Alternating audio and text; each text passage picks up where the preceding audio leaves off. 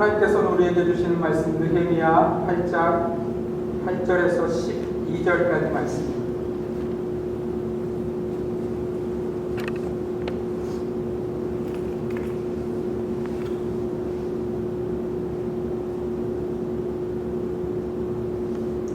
느헤미야 8장 8절에서 12절까지 말씀을 제가 한 절 여러분이 한 절 교독하도록 하겠습니다.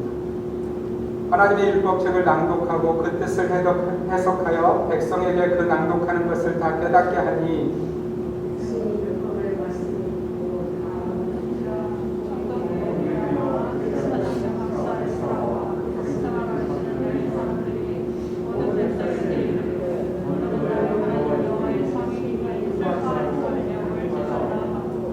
느헤미야가 또 그들에게 이르기를 너희는 가서 살찐 것을 먹고 단 것을 마시되 준비하지 못한 자에게는 나누어 주라.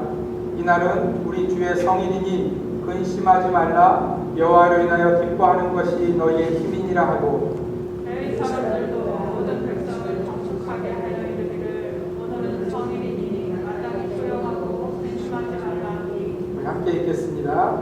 모든 백성이 곧 가서 먹고 마시며 나누어 주고 크게 즐거워하니 이는 그들이 그 읽어 들려준 말을 알기 알리라. 아멘. 제가 이번 주간에 노회에 참석하고 돌아왔는데요. 노회에서 제가 들은 예화 하나가 제 마음 가운데 깊이 남았습니다. 요즘 이 코로나 바이러스로 인해서 만나고 있는 삶의 현실을 보여주는 현실에 관한 그런 말씀이었는데요. 요즘 우리의 상황은 아주 긴 터널을 지나가는 것과 같다는 것. 도대체 언제나 빛이 보일지 코로나 바이러스로 인해서 지난 6개월의 상황은 사람들의 삶을 빛 하나 없는 아주 긴 터널을 지나는 것 같은 암담함으로 보여주었다는 겁니다. 그래서 사람들은 이 코로나 바이러스의 현실이 언제나 끝날 것인가, 아마도 내년 초 정도가 되어서 코로나 백신이 나오면 이 긴 터널을 나갈 수 있지 않을까 예상하고 있다는 거예요. 그런데 사람들이 놓치고 있는 것 하나가 있다는 겁니다.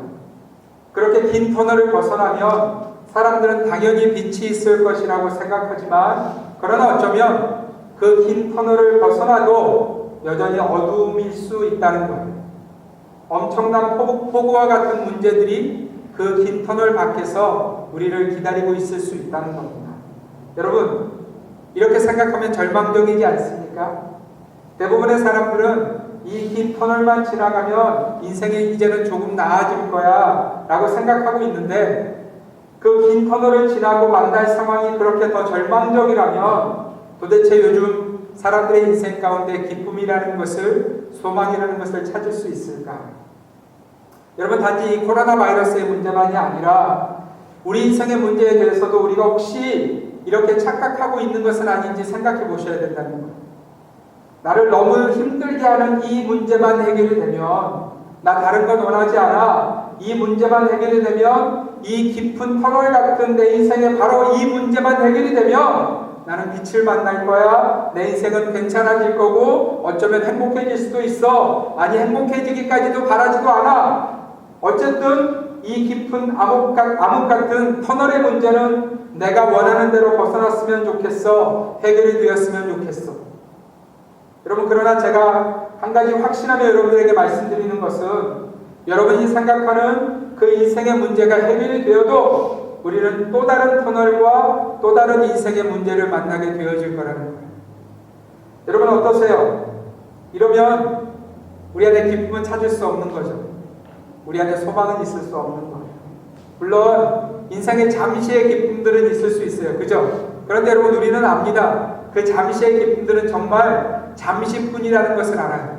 우리에게 그것이 결코 영원한 기쁨이 되지 못한다는 것을 우리는 압니다. 여러분, 이 세상의 가치와 상식으로 생각하면 인생이 영원한 기쁨을 갖는 것은 불가능한 것처럼 보입니다. 사랑하는 성도 여러분, 그런데 우리만, 이 세상만 이렇게 암담한 현실 가운데 있는 것이 아니라, 오늘 우리가 읽었던 느헤미야서의 본문에 등장하는 이스라엘 백성들의 현실은 우리보다 더욱더 암담한 현실이라는 거예요. 물론 이들은 대적의 도전들 앞에서도 그 다음은이라는 이스라엘 백성들의 그 하나됨과 열심과 열정과 힘을 다한 수고로 말미암아 성벽을 재건했어요. 그리고 성문을 다시 그곳에 세웠습니다. 여러분, 문제는 이 성벽 재건과 성문 건설이라는 참으로 지루하고 어려운 긴 터널 같은 과정을 지나가는 거예요. 그러면 이제 한번 생각해 보세요. 만약 이스라엘 백성들이 이 성벽 재건과 성문 건설이라는 것을 터널로 생각했다면, 여러분, 이 터널을 지났으니까 이들에게 보이는 것은 오롯이 기쁨이어야 되잖아요. 야, 이제는 다 해결됐어. 이제는 문제 없어. 이제는 내 인생 괜찮아. 이제는 우리 튼튼해. 뭐 이렇게 돼야 되잖아요. 근데 여러분, 우리가 알듯이 그 대적들이 사라진 거예요. 산발락과 도비아와 게셈이라는 대적들이 사라진 것입니까?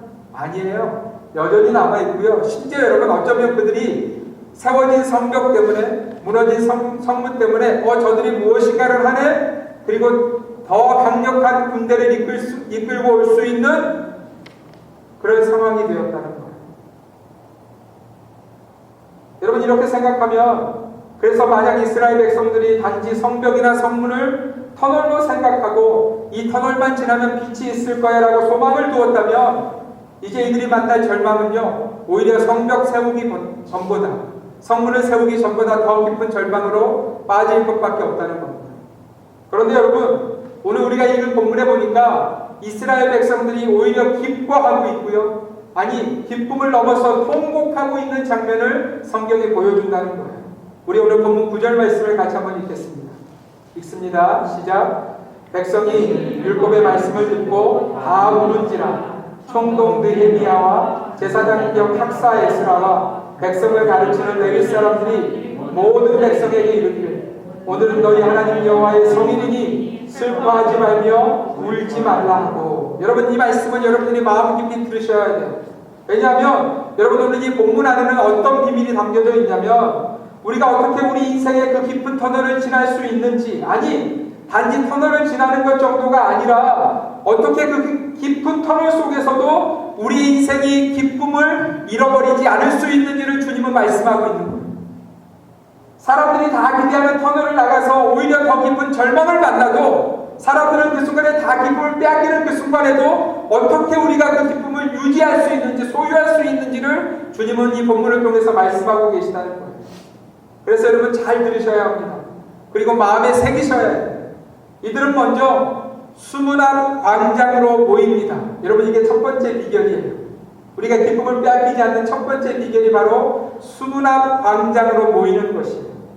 사랑하는 성도 여러분, 오늘 이스라엘 백성들에게 수문 앞 광장은요, 사람들이 모여서 토론하는 장소가 아니었어요. 그들끼리 우리가 어떻게 하면 이 산발락과 도비아와 게셈의 일을 해결할 수 있을까를 의논하기 위해서 머리 짜내려고 모인 장소가 아니었다는 거예요. 여러분, 이건 잘 마음에 두셔야 돼요. 여러분, 교회의 수문 앞 광장은요, 결코 사람들이 토론하는 광장이 아니라는 것을 기억하셔야 돼요.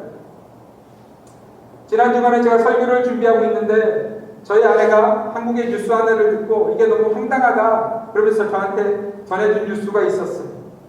이 코로나 시대의 한 단면인데요, 심지어 한국 교회의 이야기입니다. 여러분, 그것도 부목사님들과 이 전도사님들의 이야기예요.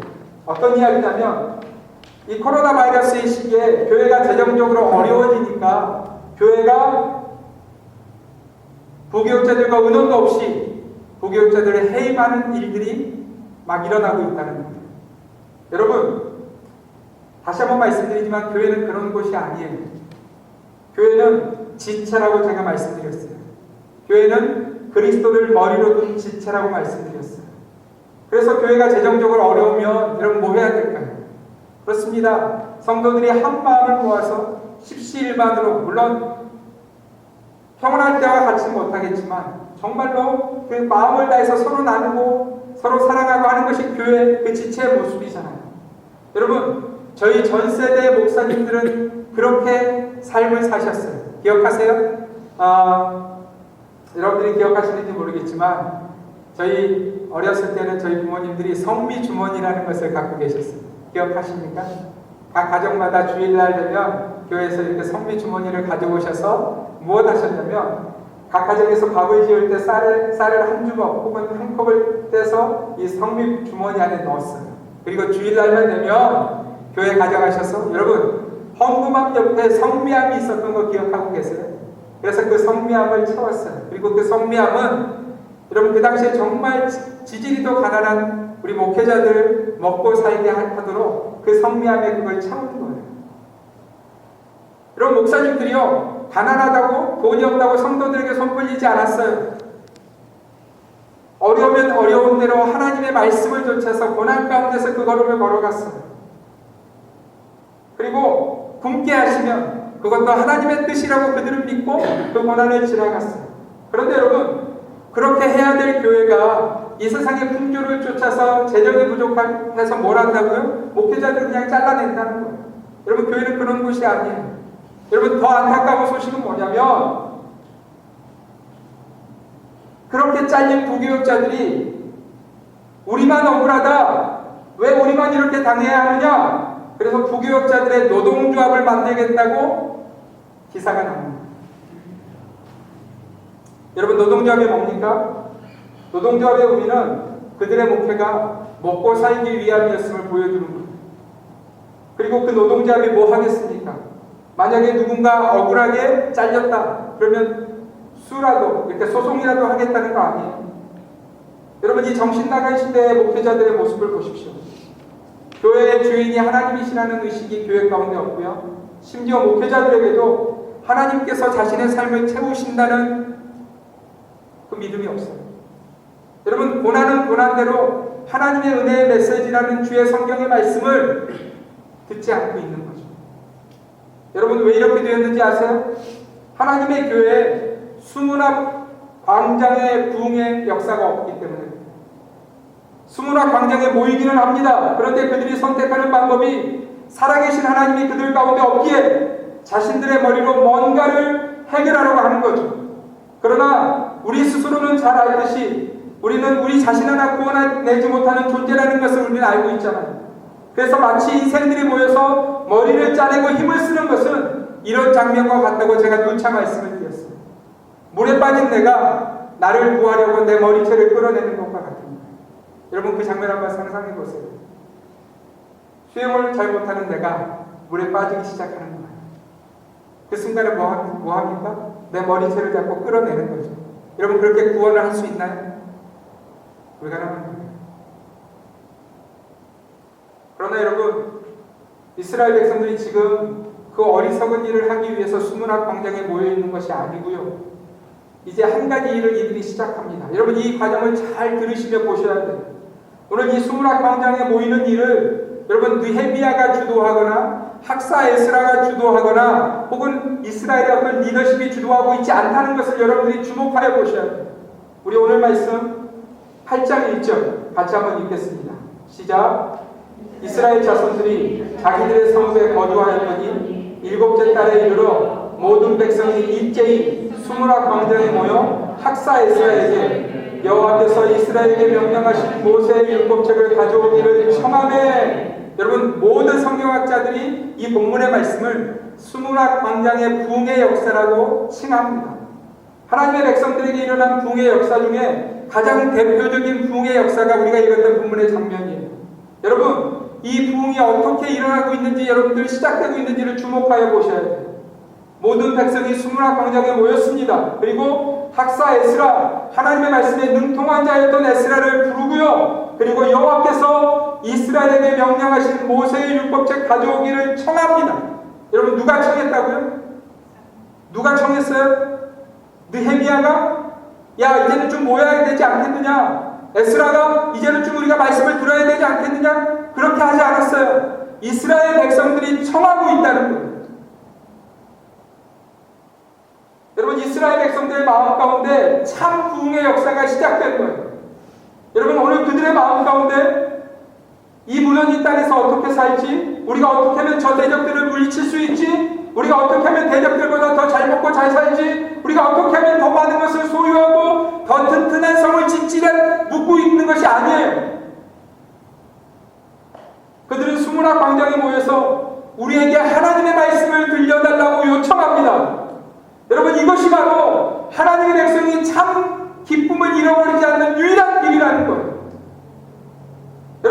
터널이 지나면 기뻐지는 것이 아니에요. 바꿔서 말씀드리면 여러분의 마음 가운데 품고 있는, 소원하고 있는 이것만 이루어지면 기뻐질 거라고 말하는 그것들 때문에 여러분이 기쁨을 누릴 것이 아니라는 거예요. 인생의 참된 기쁨의 시작은요, 바로 우리가 하나님의 말씀을 요청하며 하나님의 말씀에 귀를 기울이기 시작하는 그 일로 시작된다고 성경은 보여주고 있는 거예요. 저는 우리 주님의 교회에 이 부흥의 역사가 일어나기를 간절히 소원합니다. 여러분이 목회자인 저를 향해서 더 간절히 이렇게 외쳐주셨으면 좋겠어요. 목사님, 하나님의 말씀을 들려주세요. 나로 하나님의 말씀을 깨닫게 해주세요. 여러분, 저에게 요청하셔야 돼요. 우리 주님이 이 땅에 계실 때 우리에게 오직 하나님의 말씀만이 인생을 살린다고 보여주신, 말씀하신 구절이 있어요. 여러분, 예수님이 40일이나 죽이신 이후에 사탄이 예수님에게 나타나서 네가 참으로 하나님의 아들이어든 이 돌이 변하여 떡이 되게 하라고 시험합니다. 그때 여러분, 주님이 하신 말씀이 마태복음 4장 4절의 말씀이에요. 우리 함께 읽겠습니다. 시작. 예수께서 대답하여 이르시되 기록되었으되 사람이 떡으로만 살 것이 아니요 하나님의 입으로부터 나오는 모든 말씀으로 살 것이라 하였느니라 하시니, 여러분, 이 말씀을 우리가 적당하게 혼합하지 않으셨으면 좋겠어요. 제가 이런 얘기 들을 때마다 속이 터져요. 뭐라고 말씀하시냐면, 그렇지, 사람이 떡으로만 살지는 않지, 말씀이 필요하지. 그런데 다음이 중요해요. 떡도 필요하지 않겠어? 여러분, 말씀이 그렇게 말씀하고 있지 않아요. 여러분, 예수님이 오늘 이 본문을 사단 앞에서 사용하실 때 우리가 생각하는 것처럼 사용하고 계시지 않아요. 사탄아, 내가 지금 나에게 떡을 만들라고 하는 것은 40일이나 줄인 내가 마치 그것이 있어야만 살 것이라고 나를 유혹하고 있구나. 너는 나를 그렇게 유혹하지 마. 그러나 하나님이 이미 신명기에서 이렇게 말씀하셨느니라. 여러분, 그 말씀이 뭐냐면 신명기 8장 3절의 말씀이에요. 우리 함께 읽겠습니다. 읽습니다. 너를 낮추시며 너를 줄이게 하시며 또 너도 알지 못하며 내 조상들도 알지 못하던 만나를 내게 먹이신 것은 사람이 떡으로만 사는 것이 아니요 여호와 입에서 나오는 모든 말씀으로 사는 줄을 내가 알게 하려 하시니라. 아멘. 여러분, 이스라엘 백성들이 애굽에 살다가 나왔잖아요. 근데 애굽에 살 때는 그들이 경작해서 밀을 얻었어요. 그 빵의 재료를, 떡의 재료를 얻었어요. 그리고 그것으로 그들이 430년을 살았어요. 그죠? 그래서 이들이 광야로 나왔을 때 무슨 생각이 들었냐면, 우리가 이제는 경작하지 못하는데, 우리가 이제는 밀을 거둘 수 없는데 어떻게 떡을 얻지? 이런 고민이 든 거예요. 그래서 모세를 향해서 불평하기 시작합니다. 우리에게 먹을 것이 없도다. 우리가 굶어 죽게 되었도다. 이렇게 불평하기 시작해요. 여러분, 이들이요 430년의 애굽 생활로 그 머릿속이 가득 차 있었던 거예요. 그런데 하나님이 그들에게 밀을 주신 것이 아니었어요. 오늘 성경에 보니까 내 조상들이 알지 못하던 만나를, 여러분, 성경에 보면 이 만나가 가시같이 달콤한 것이라고 비유되어 있어요. 여러분 보십시오. 사람들은 떡으로 산다고 생각했지만 하나님의 말씀으로 그들에게 주신 것은 만나였어요. 그리고 그 만나로 이스라엘 백성들은 40년의 광야 생활을 지나갑니다. 여러분, 우리가 생각하는 것처럼 우리가 적당히 이 말씀을 이렇게 혼합하여서 말씀도 필요하지만 떡도 필요해, 그런 말씀인가요? 아니라는 거예요. 우리에게 떡이 없어도 하나님은 우리를 먹이신다는 거예요. 단지 우리의 영혼만이 아니라 우리의 육체도 그분이 먹이시고 살리신다는 거예요. 사랑하는 성도 여러분, 저와 여러분의 삶도 마찬가지예요. 여러분, 우리는 우리의 수고로, 우리의 열심으로, 우리의 힘으로 이 땅을 산다고 착각하고 살지 말아야 합니다. 여러분들의 자녀들에게 이렇게 얘기하시면 안 돼요. 야, 아빠가 얼마나 수고했는지 알아? 엄마가 얼마나 수고했는지 알아? 너희들이 그래서 있는 거야. 여러분, 그렇지 않아요. 그들의 인생 가운데 이렇게 말씀해 주셔야 돼. 우리가 지나온 것처럼 하나님이 우리를 먹이셨다는 그 믿음들을 우리 자녀들에게 이렇게 말씀해 주셔야 돼.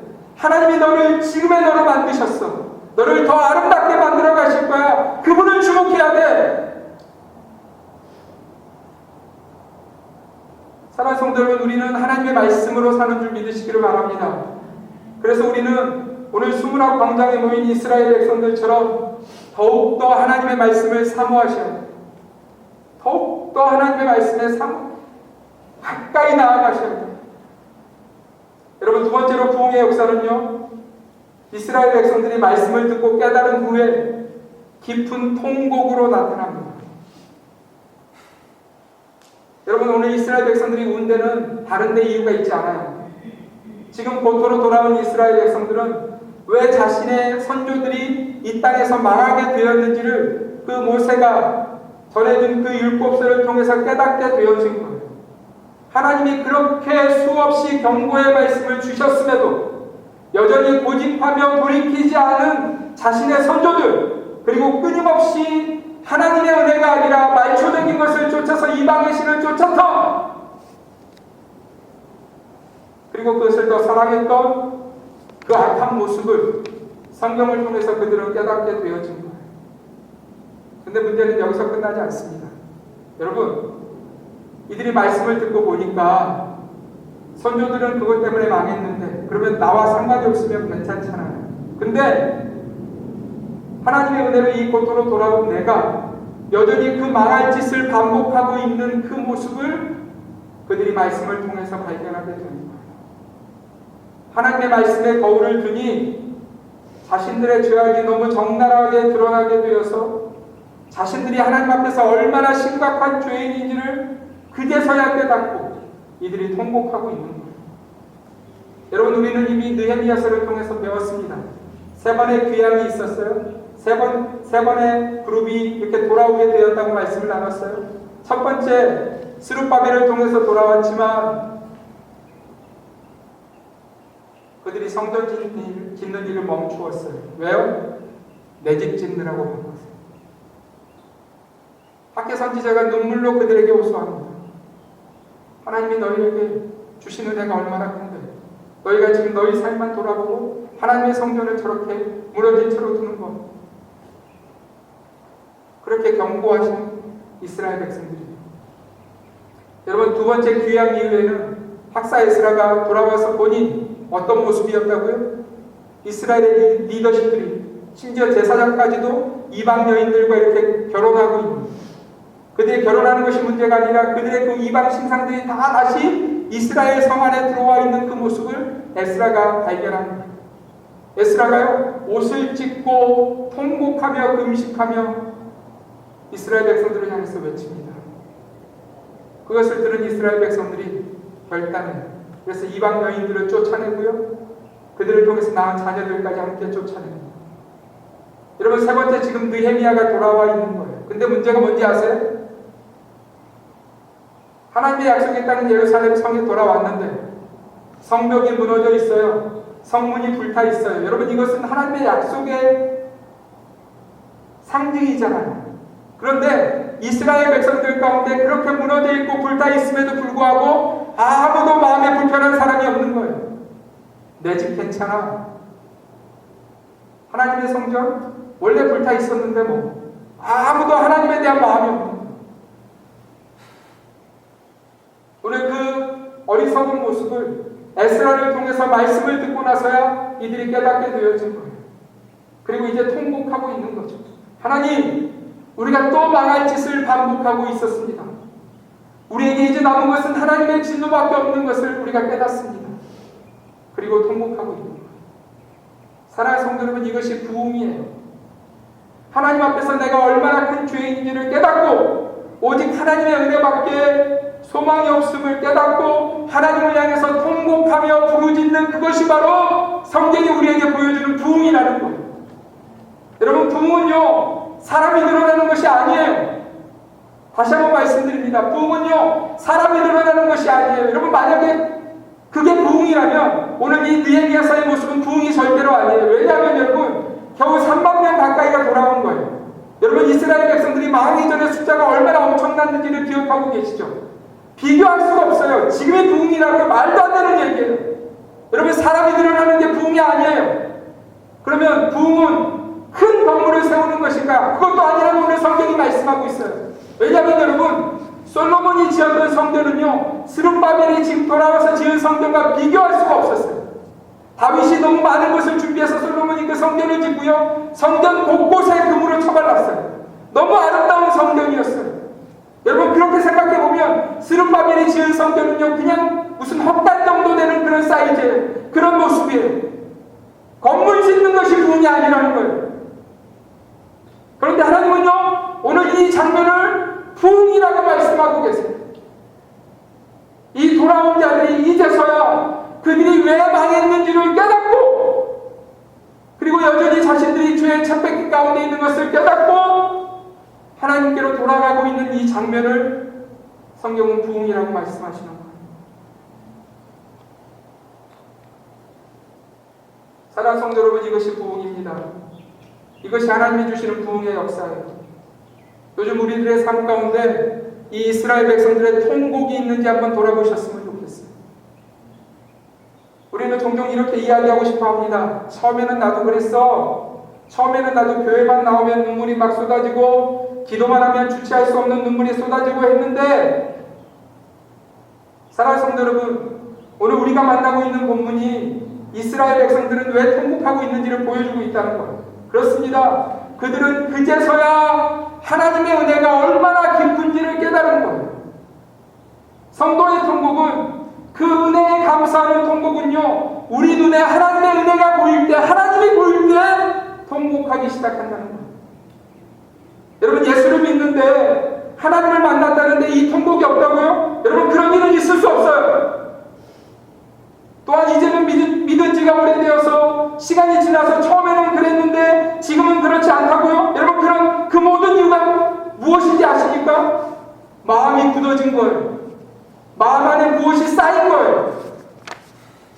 만약 하나님을 처음 만났을 때 예수 그리스도를 통한 하나님의 그 크신 사랑에 대해서 처음에는 감격했었는데 지금은 그렇지 않습니까? 그렇다면 그동안 우리의 마음에 무엇인가 문제가 생긴 거예요.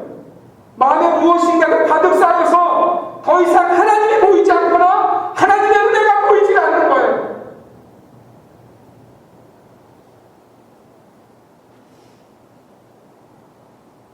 교회에 평생 다녔는데 내게 그런 통곡의 시간이 없었다고요? 그런 일은 있을 수 없어요.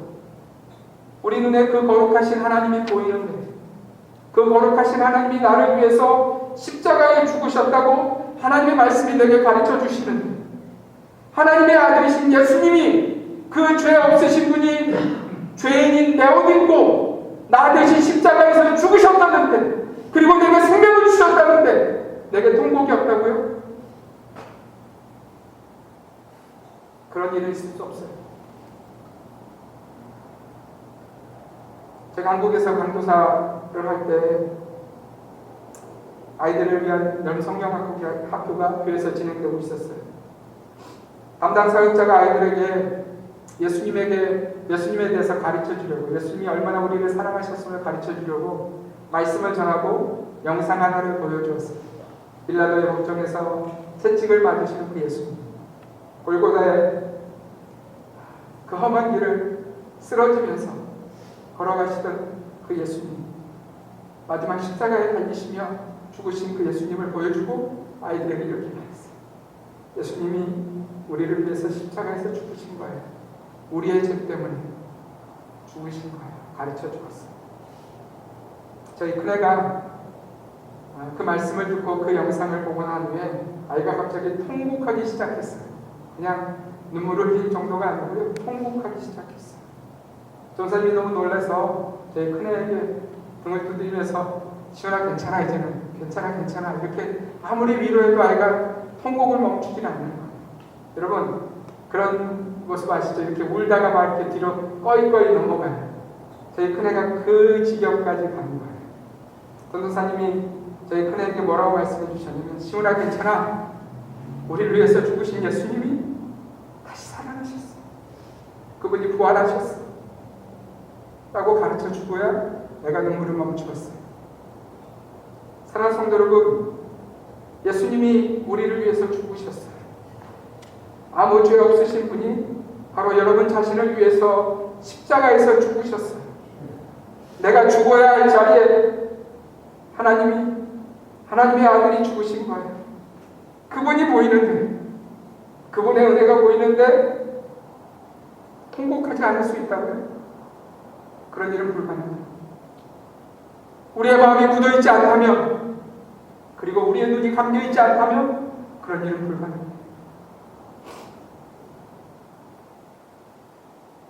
여러분, 우리가 잘 부르는 찬송가들 가운데 많은 찬송을 작사하신 분이 계세요. 페니 제인 크로스비라는 분인데요. 여러분, 그녀는 태어난 지 6주 만에 의사의 잘못된 약처방으로 시각장애인이 됩니다. 심지어 그녀가 갓돌이 되었을 때 그녀의 아버지가 중병으로 세상을 떠났고요. 어려운 가정생활 때문에 어머니는 이 딸을 키우지 못하고 외할머니에게 딸을 맡기고 나머지 하녀의 일을 하기 위해서 집을 떠났어요. 그녀가 11살 되던 해에 그녀를 기도와 눈물로 키우던 외할머니가 세상을 떠나게 되어집니다. 38살 되던 해 그녀를 깊이 이해하고 사랑하던 시각장애인 교사인 벤 에스턴과 결혼해서 아이를 낳지만 아이가 곧 죽습니다. 그리고 그녀를 너무 사랑해줬던 남편까지도 얼마 지나지 않아서 먼저 하늘나라로 갑니다. 여러분, 세상의 눈으로 보면 이 여인만큼 기구한 인생이 있을까요? 이 여인만큼 절망과 불행으로 가득한 삶이 있을 수 있을까요?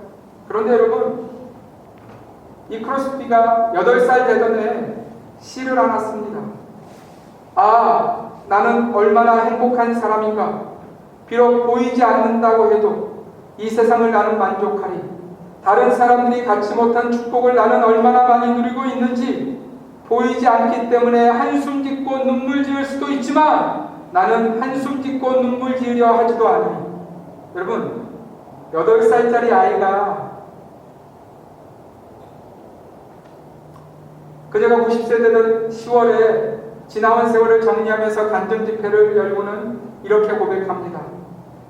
가슴이 터질 것 같았던 많은 슬픔들이 내 인생의 여정을 가로질러 왔습니다. 그러나 주님이 보내주신 두 천사, 곧 자비와 진실은 오랜 삶 가운데서도 결코 부족하지 않게 하셨습니다. 나는 일생 동안 주님의 뜻에 따라 살려고 노력했습니다.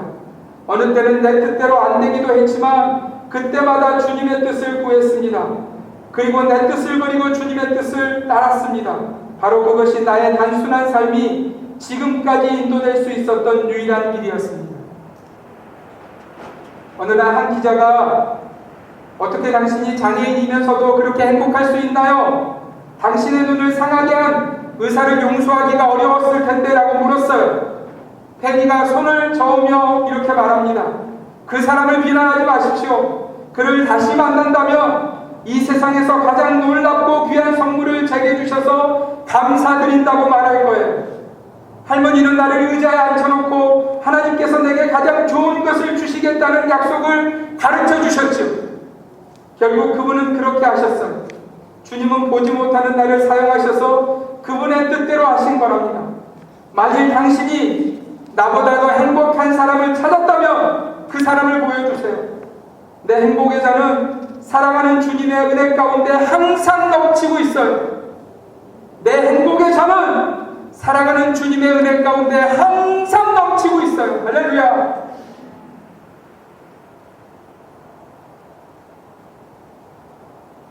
사랑하는 성도 여러분, 사람들은 그녀에게 말할 겁니다. 네 인생만큼 불행한 인생은 없어. 자기 스스로 자기 삶을 봐도 여러분 그런 속 사람의 말이 올라오지 않겠어요? 왜 나만 이렇게 불행한 거야?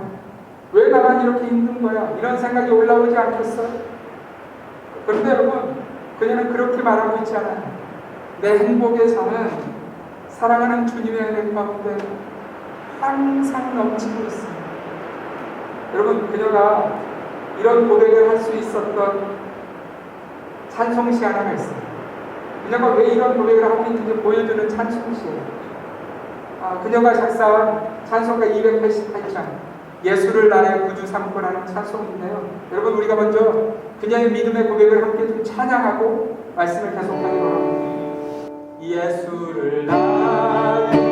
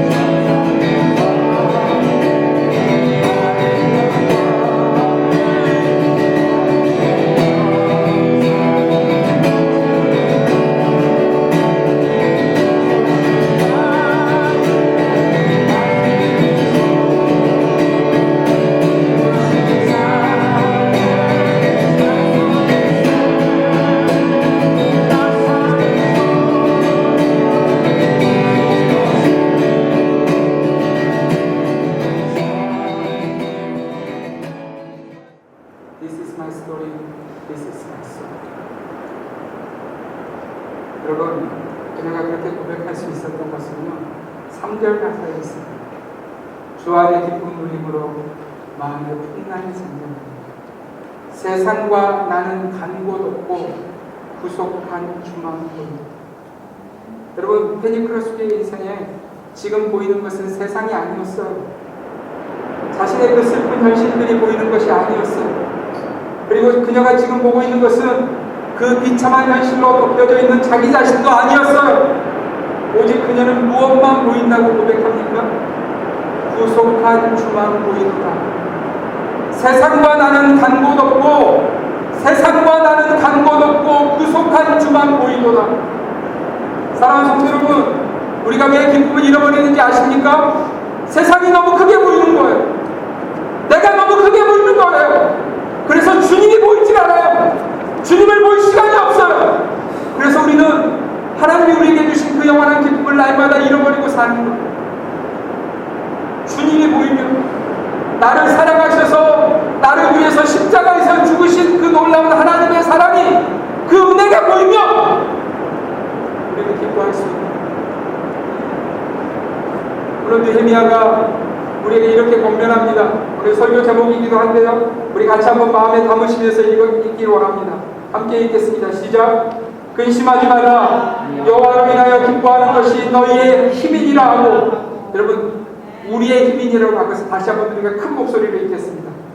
근심하지 마라. 여호와를 인하여 기뻐하는 것이 우리의 힘이니라. 할렐루야. 사랑하는 성도 여러분, 참된 기쁨은요, 오직 하나님께로만 옵니다. 그리고 우리가 그렇게 오직 하나님만을 기뻐할 때 우리는 이 땅을 살아갈 힘을 얻는 거예요. 이번 한 주간 이 하나님이 부으시는 힘을 얻으시는 저와 여러분이 되시기를 바랍니다. 세상을 주목하지 마세요. 여러분 자신도 주목하지 마세요. 오직 구속하신 주님만 바라보시기를 바랍니다. 저는 제 노래가 이 크로스비의 노래가 되었으면 좋겠어요. This is my story. This is my song. 우리 인생에 다 시간들이 지나가고 났을 때, 하나님, 주님의 은혜였습니다. 주님이 도우셨습니다. 주님이 일하셨고 참 감사합니다. 주님, 내가 그것으로 만족하고 기뻐합니다. 고백하는 저와 우리 성도님들 되시길 주님의 이름으로 축원드립니다. 지금 우리 같이 한번 기도하도록 하겠습니다.